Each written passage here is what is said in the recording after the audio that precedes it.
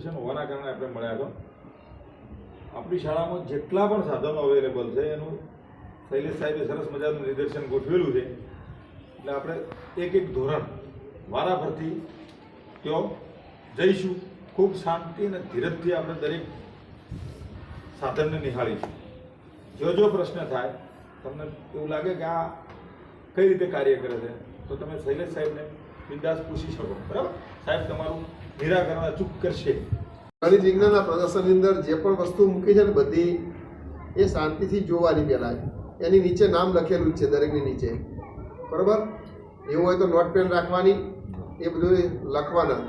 તમને જે સાધનમાં ખબર ના પડે કે આનો ઉપયોગ શું છે તો મને પૂછજો, હું તમને બધા એનો કહીશ. બરાબર? ગણિતની વસ્તુ પણ છે અને વિજ્ઞાનના પણ બધા સાધનો છે.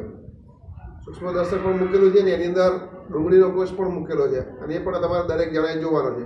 બરાબર? બાયનોક્યુલર છે, વોલ્ટાનો કોષ છે, પછી ડાયનેમો છે, બધી ઘણી બધી વસ્તુઓ છે. તો એ બધી વસ્તુ તમારે શાંતિથી નિહાળવાની. જે વસ્તુ ના ખબર પડે મને પૂછજો. બરાબર?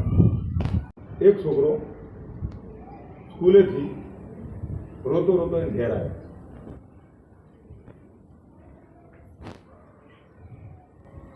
એટલે એની માએ પૂછ્યું કે કેમ રોવે? એટલે છોકરાએ કીધું કે મારા શિક્ષકે આજે મને ધમકાઈ અને ઘરે કાઢી મૂક્યો છે. અને સાથે એવું પણ કીધું છે કે મારી બેગની અંદર એક ચિઠ્ઠી પડી ગઈ. ચિઠ્ઠીમાં બધું લખેલું છે. તો એની માએ છોકરાને સાંત્વના આપી, બેસાડ્યો અને પછી બેગની અંદર એવી ચિઠ્ઠી ખોલી અને વાંચ્યું. તો ચિઠ્ઠીમાં એવું લખ્યું હતું કે આ છોકરો એબનોર્મલ છે. એબનોર્મલ એટલે અસાધારણ. સાથે એવું લખેલું કે મંદ બુદ્ધિ. કેવો? મંદ બુદ્ધિ. શાળા આનું કંઈ કરી શકે એમ નથી. એટલે આને હવે તમારે ઘરે રાખો અને તમે ઘરે જેટલું પણ શિક્ષણ કાર્ય કરાવી શકો એટલું કરવું. આજ પછી આને શાળાએ મૂકો નહીં. એની માએ આ ચિઠ્ઠી વાંચી અને ચિઠ્ઠીને એમને વાળી એક સંદૂકમાં આપણે પેલી પટારો આવે ને, આપણે પેટી રાખીએ, પેટીમાં વાળીને મૂકી દીધી. ઘણા બધા વર્ષો થયા. એ વર્ષો પછી એની મા હતી એટલે એની મા સ્વર્ગે શીખાઈ ગઈ.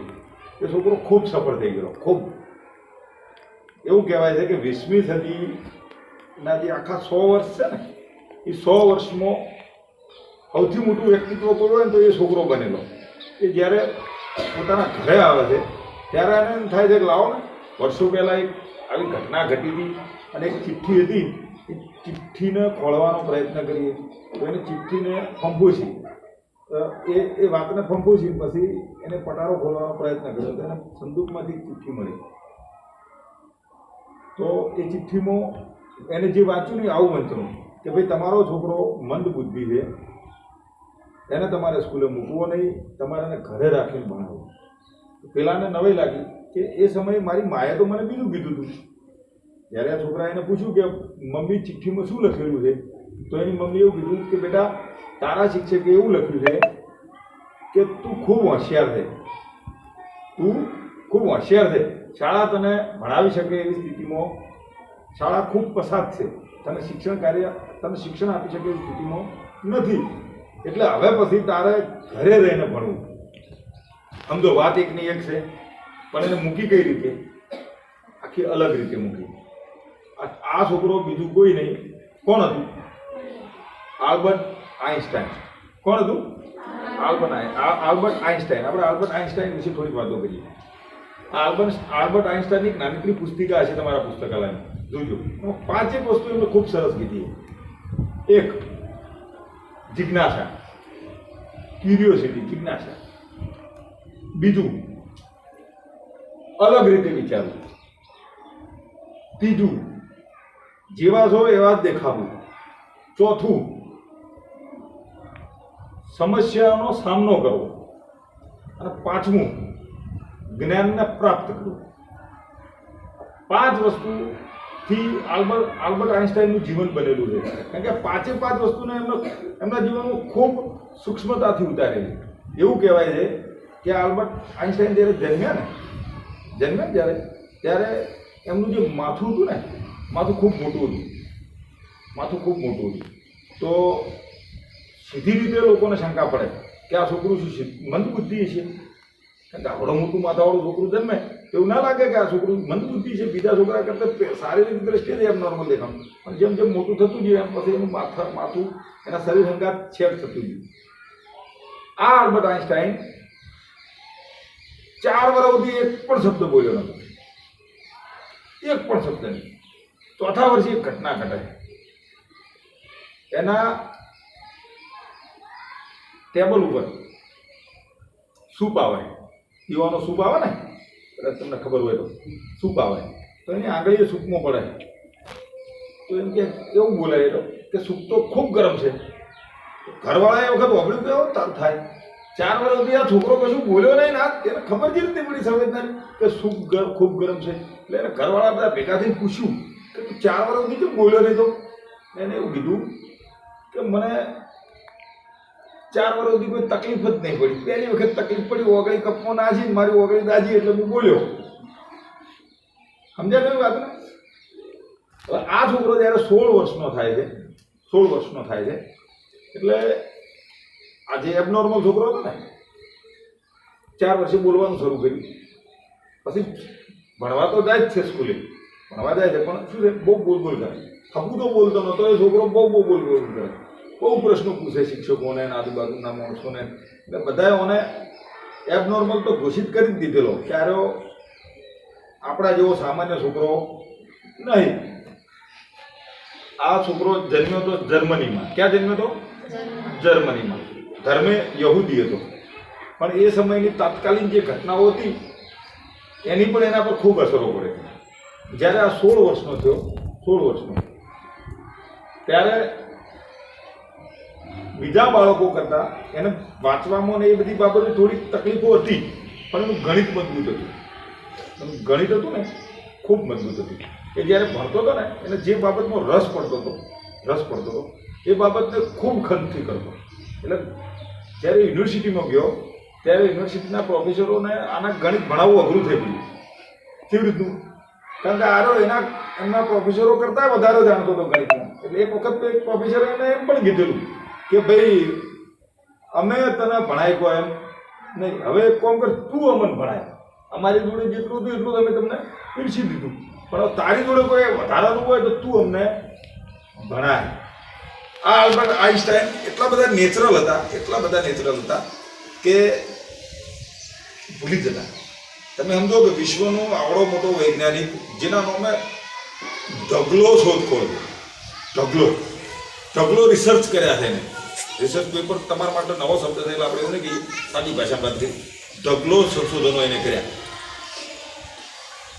અને આ જે છે ને આલ્બર્ટ આઇન્સ્ટાઈન, એ કેવો હતો? ભૂલી જતો, નાની બાબતોને મગજમાં ના રાખતો. એક વખત એવું બને છે, એક વખત કે એના ઘેર કોઈ મહેમાન આવે છે અને મહેમાન એને પૂછે છે કે ભાઈ તાર મોબાઈલ નંબર બોલ ને, તો ટેલિફોન નંબર, એક વખત ટેલિફોન હતા કે ટેલિફોન નંબર બોલ ને, તો ટેલિફોન નંબર યાદ નહીં.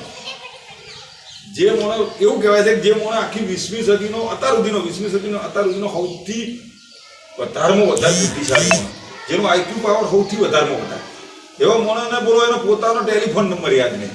એટલે એને શું કર્યું, તરત ડાયરી જોઈને એને મોબાઈલ નંબર, ટેલિફોન નંબર લખાય.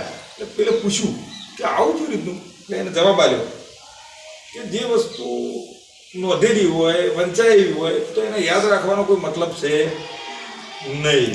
બીજી એક સરસ ઘટના છે. એક વખત આઇન્સ્ટાઈન સાહેબ ટ્રેનમાં જતા હોય છે, ત્યારે ફેમસ થઈ ગયેલા સાયન્ટિસ્ટ તરીકે. ટ્રેનમાં જતા હોય તો ટીટી બધાની ટિકિટ ચેક કરતો હોય. આ બાજુ આઇન્સ્ટાઈન બેઠેલા, એટલે એમને તરફ ગજવામાં હાથ નાખ્યો, ખિસ્સામાં હાથ નાખ્યા, એમનું પર્સ હતું, પર્સમાં હાથ નાખ્યો, ટિકિટ ખોલવાનો પ્રયત્ન કર્યા, પણ ટિકિટ મળે નહીં. એટલે આ વસ્તુ પહેલાં ટીટીએ જોઈ. ટીટીને ખબર પડી ગઈ કે વૈજ્ઞાનિક સાહેબ ટિકિટ જો ગાડા આવી મૂકી લાગે છે, અમને ટિકિટ મળતી નહીં.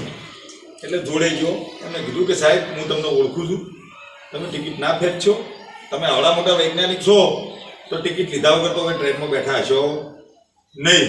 છતાંય અમને તો ફેંકવાનું ચાલુ રાખ્યું. નીચે સીટની નીચે જઈને જોયું તો પેલે પાછું કીધું કે મને વાંધો નહીં તમારી ટિકિટ મળે કે ના મળે. એટલે પછી અમને સામેથી એવો જવાબ આપ્યો કે ભાઈ મારે ચિયા સ્ટેશને જવાનું છે એ જ મને ખબર નહીં. મેં ચોની ટિકિટ લીધી છે ને એ મારે જોવું છે, મારે ચો જવાનું છે. એટલે આટલા બધા ભૂલકણા હતા, આટલા બધા. એકાદ પ્રસંગ આપણે બીજો એક પણ એમનો કહીએ.